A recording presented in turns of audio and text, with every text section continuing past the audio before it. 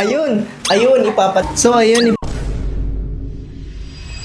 ayun, tapos na yung baking na kaya naman, titikman na natin. Pero bago natin tikman, syempre kamustahin naman natin si Missy na talaga namang na-challenge siya sa pag-experiment. So, kamusta naman, Missy, yung experience mo?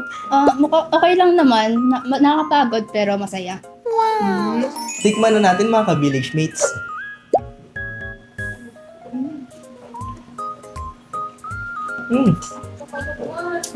Gusto ko to. Parang siyang biscuit na oatmeal.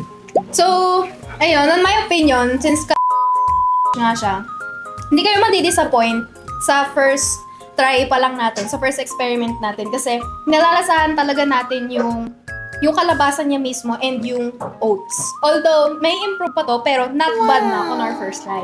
Ayun, ipapatikim naman natin sa mga ka-village mates natin. Tara! Let's go. So, ayun, ipapatikim na nga natin yung natin kay Miss Pearl. So, ano pong masasabi niyo dun po sa lasa niya? Ano pong opinion niyo? Since this is our first experiment, first trial. For me, ano siya, talagang crunchy. Parang nag-deserve yung name na ano, di ba? So, nandun talaga yung crunchiness ng mismong biscuit. Tsaka goods naman siya. Meron po ba kayong comment for improvement or wala naman? Wala naman, so far goods naman. Po, Miss Jen, gusto niyo tikman? Okay. So ano pong opinion niyo po dun sa lasa po nung bago nating flavor na Ayun, masarap siya.